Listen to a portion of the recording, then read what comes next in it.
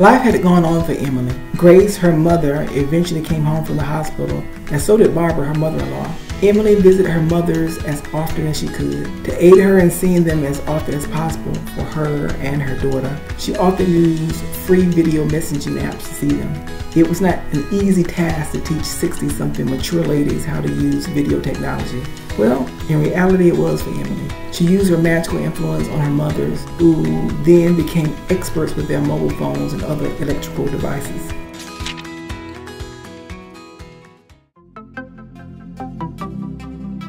The cat paid visits to his grandmothers individually and often too.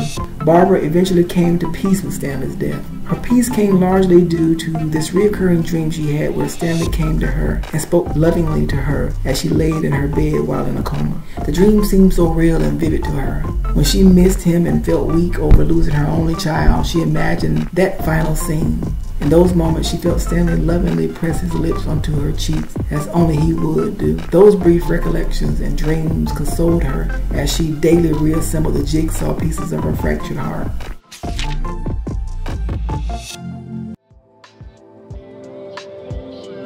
Barbara also mourned the loss of little Donald. With both Stanley and little Donald gone, she had no boys to carry on the family name. Barbara did find moments of peace. She was happy and even felt whole when Emily and the cat were near. She especially loved him. One reason the cat visited his Nana Barbara so often was because she was his single living relative on his father's side. While his father deserved to die, he missed the connection with that side of his family. The second reason the cat visited Barbara was to comfort her.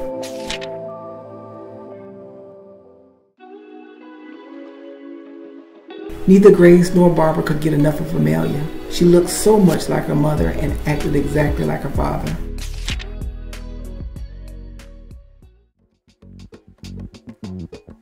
Stanley's horrific and brutal murder, the Catholic chapel heart fiasco, and the grossly inexplicable Rhino cab event would have been impossible for anyone to explain. Fortunately, Emily was not like anyone else. She used both her now supremely powerful magical abilities in conjunction with her trustworthy ally to thwart and resolve every potential issue.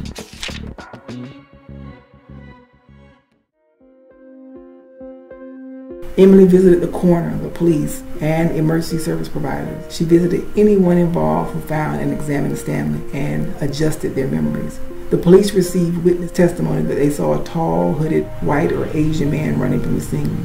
The ambulance driver recalled responding to a gunshot to Stanley's torso, while the coroner found Stanley's cause of death to be a combination of advanced heart disease and a significant loss of blood from a single gunshot.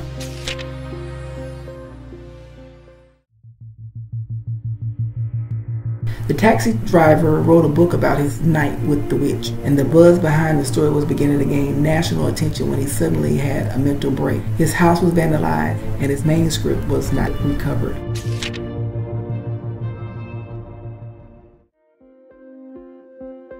The parishioners were a challenge. Ultimately, Emily made them believe an angel saved the priest's life.